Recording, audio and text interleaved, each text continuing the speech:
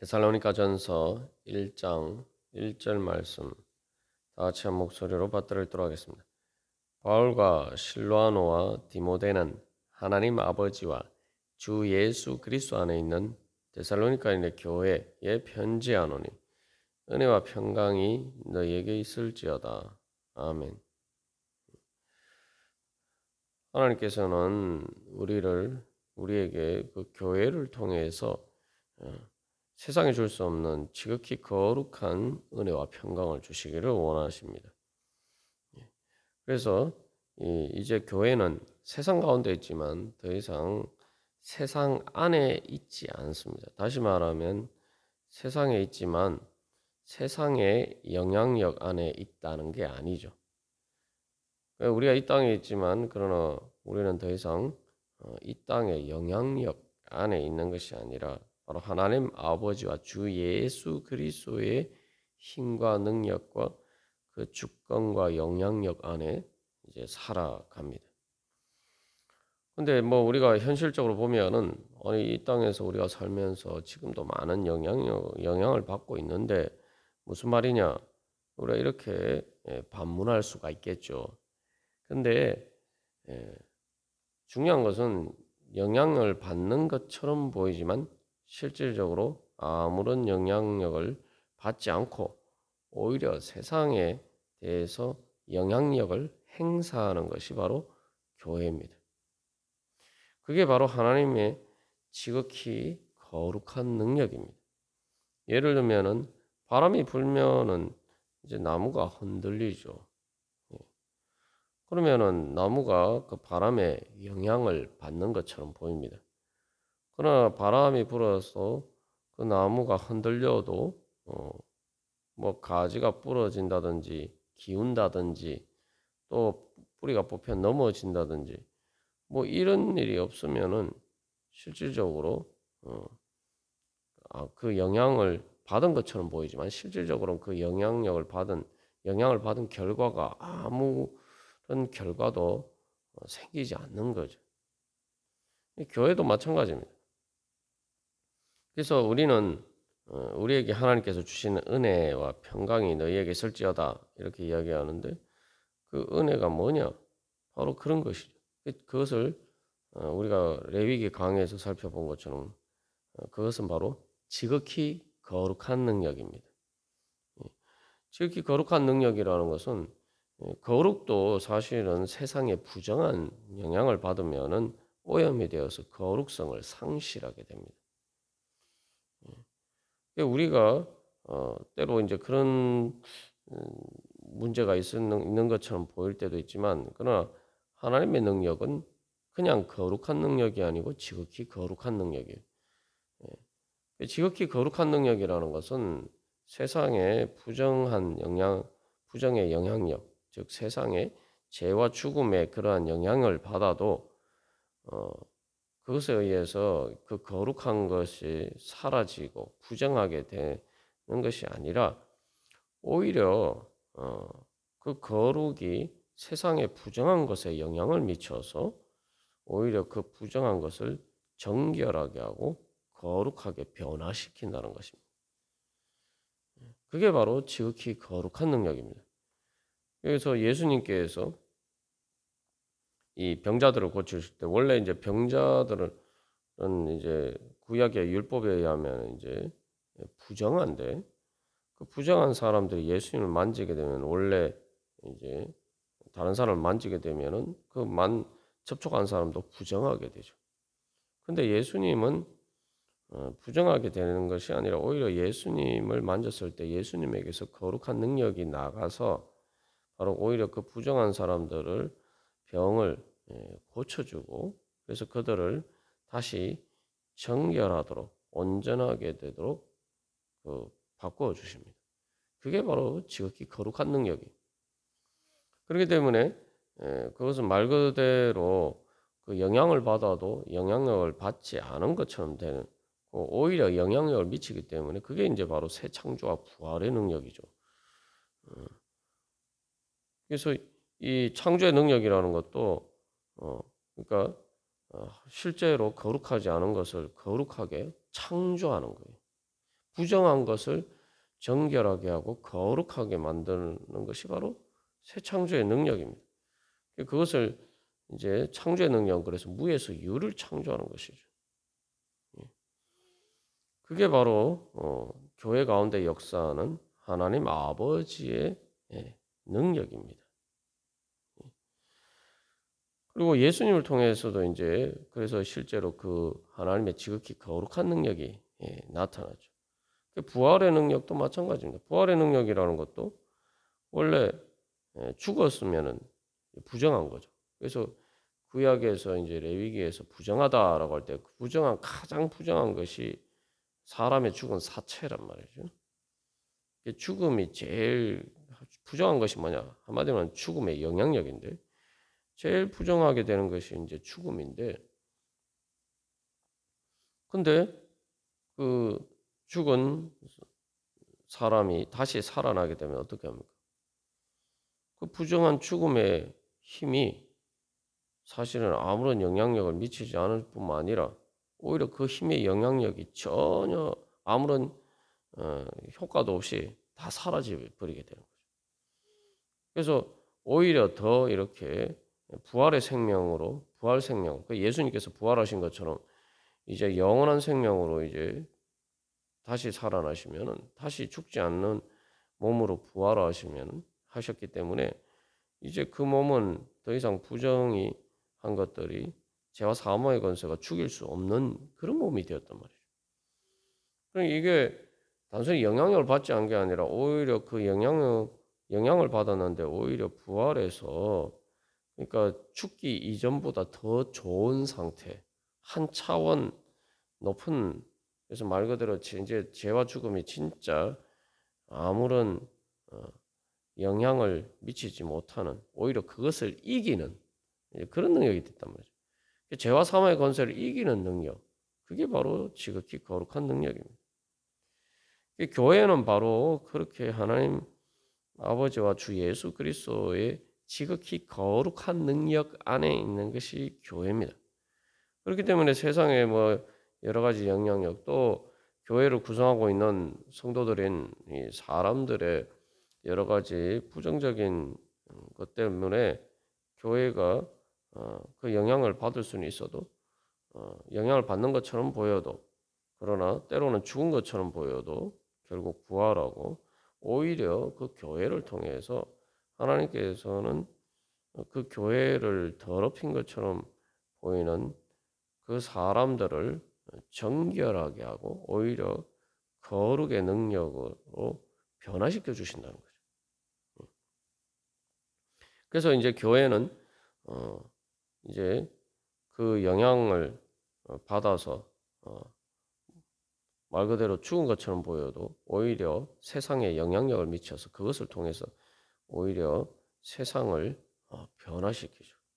그것이 이제 우리가 교회사를 통해서 지금까지 하나님의 구원 역사를 통해서 우리가 이미 목도한 바고, 그렇기 때문에 히브리서에서 증가하고 있는 것처럼 수를 셀 수 없는 허다한 증인들이 바로 교회 가운데 역사하는 하나님의 지극히 거룩한 은혜를 보여주고 있다는 것입니다.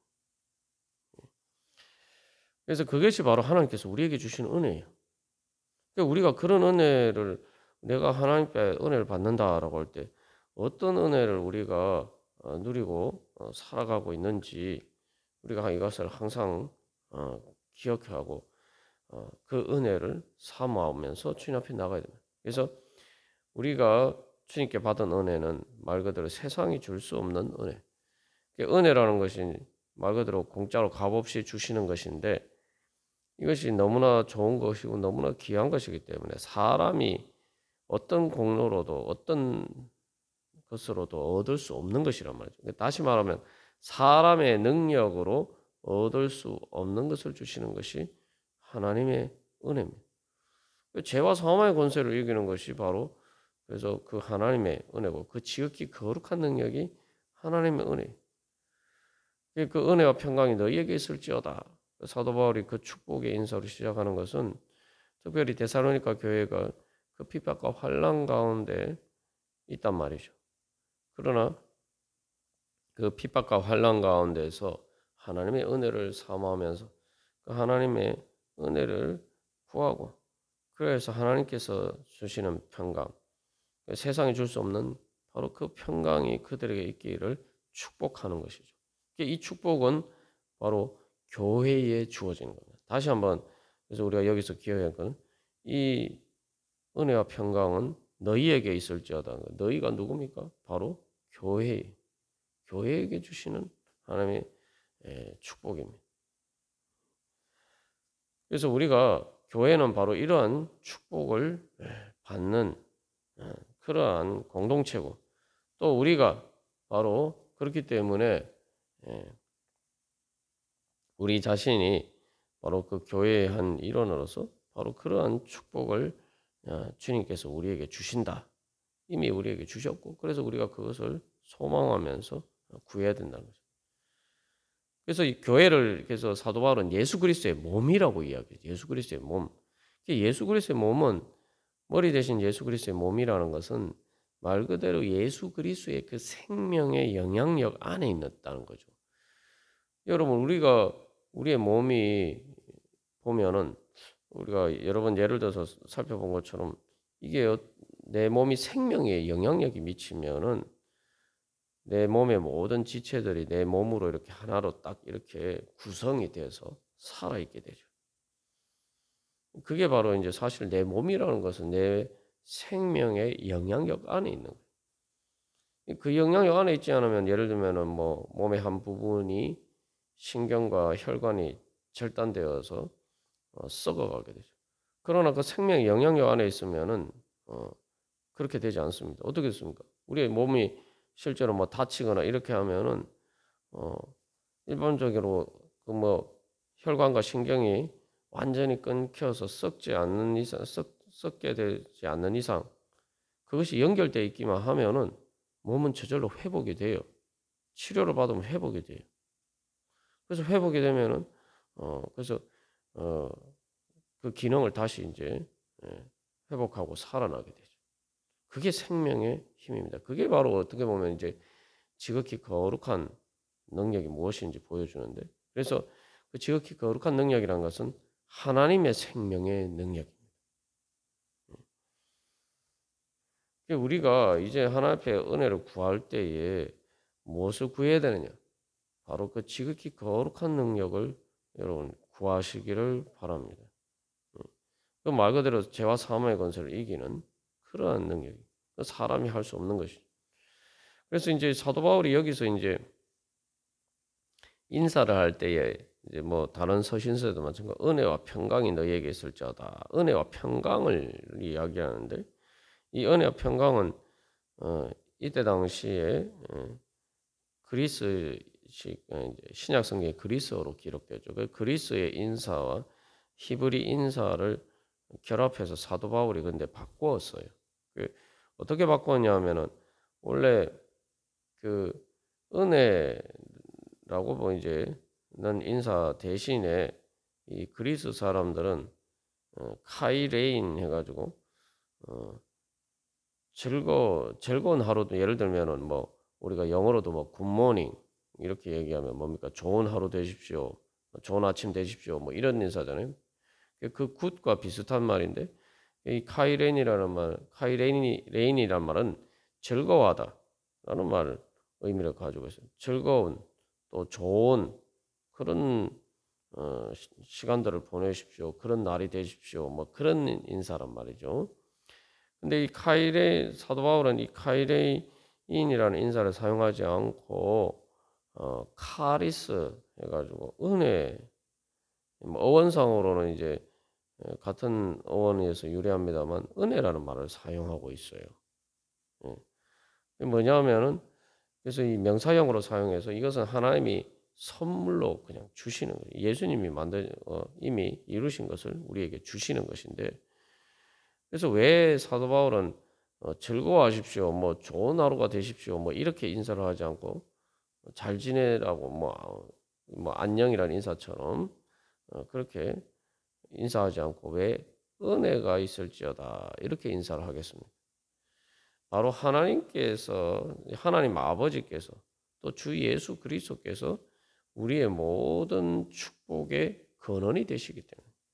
그러니까 사람들이 인사하는데 카이레인 뭐 즐거운 하루가 되십시오 뭐 이렇게 인사하는데 그 즐거운 사람들을 즐겁게 만들어주고 참된 행복을 주고 좋은 것은 오직 하나님의 은혜를 통해서 주어진다는 거죠. 세상에 뭐 예수 믿지 않아도 뭐 다 그런 걸 누리면서 사는 것처럼 보이지만 그걸 또 그런 것도 다 일반 은혜라고 해서 다 하나님께서 주시는 것이고 또한 단순히 그런 즐거움과 좋음이라는 것은 결국 죄와 사망의 권세 아래 있으면은 결국은 부정의 영향력을 이기지 못하고 그런 죽음의 그림자 안에 있다는 거예요. 그러니까 결국 죽음의 그림자 안에 있기 때문에 사실 이게 즐거울 수가 없는 거예요. 궁극적으로 생각하면. 그러니까 그리고 계속 좋을 수도 없다 이 말이죠. 그렇기 때문에 진정 참된 즐거움과 좋은 것, 선한 것, 행복한 것은 오직 죄와 사망의 권세를 이기시는 하나님의 은혜, 지극히 거룩한 그 성령의 능력만이 우리에게 참된 행복과 즐거움과 좋은 것을 줄 수 있다는 말이죠.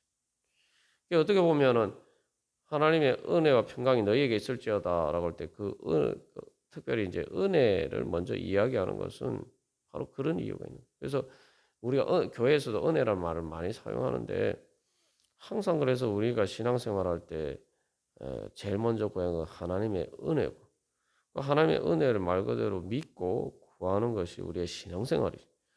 그리고 또한 그렇기 때문에 또 항상 은혜에 대해서 감사하고 또 이미 주신 하나님의 은혜, 이미 주신 하나님의 은혜라고 단순히 막 과거에 있었던 좋은 일 이전에 바로 예수님을 통해서 이미 우리에게 죄와 사망의 권세를 이길 수 있는 거룩한 생명의 능력, 지극히 거룩한 능력, 영생을 성령님을 통해서 우리에게 이미 주셨다는 거죠. 그러니까 늘 그것을 감사하면서 내가 이제 어떻게 그것을 잘 활용해서 실제로 내 삶 가운데 그 능력으로 살아갈 수 있을 것인가 그것을 우리가 소망하면서 주님 앞에 나가야 된단 말이죠. 그래서 우리가 항상 구할 때에 하나님의 은혜를 구해야 돼요. 그래서 예수님께서도 무엇을 먹을까 무엇을 마실까 뭐 그런 걱정하지 말고 하나님의 나라와 하나님의 의를 구하라. 하나님의 은혜를 구하라 라고 이야기하라. 내 진짜 나에게 모든 내 모든 좋은 것과 내 모든 즐거움과 내 모든 행복이 어디에서 오는지 항상 기억하고 그것은 오직 하나님의 은혜로 주셔야 되는 거예요. 하나님의 은혜에서 오는 것이다. 늘 이것을 기억하고 늘 그것을 구하라는 거죠. 만약에 우리가 그러면은 늘 하나님의 은혜를 구하는 그렇게 살아가려면 어떻게 됩니까? 믿음으로 살아가야 돼요. 왜냐하면 하나님의 은혜는 내 능력이나 내 공로로 받는 것이 아니기 때문에 그것은 오직 믿음을 통해서만 받을 수 있기 때문에 우리가 그 하나님의 은혜를 받기를 원한다면 우리는 항상 믿음으로 살아갈 수밖에 없어요. 또 그렇게 살아가야 또 그 은혜를 받을 수 있죠. 그래서 성경에서는 복음에 대해서 이야기할 때 의인은 오직 믿음으로 말미암아 살리라. 그러니까 오직 우리는 하나님의 은혜로만 살 수 있다. 그럼 믿음으로 살면 그 다음에 당연히 거기에 수반되는 것이 믿으니까 또 우리가 순종하게 되고 그런 신앙생활을 통해서 그런 또 믿음으로 우리가 살아갈 때 그런 하나님의 은혜를 풍성히 누릴 수 있을 줄 믿습니다. 그래서 우리가 오늘도 주님 앞에 기도하면서 나갈 때 하나님의 그 은혜를 사모하면서 감사하고 찬양하고 또한 구하고 또한 그 지극히 거룩한 능력 하나님만이 주실 수 있는 그 은혜 가운데 제가 오늘 살아가게 하여 주시옵소서. 그래서 모든 죄와 사망의 권세를 이기고 승리하게 하여 주시옵소서. 우리 함께 기도하겠습니다.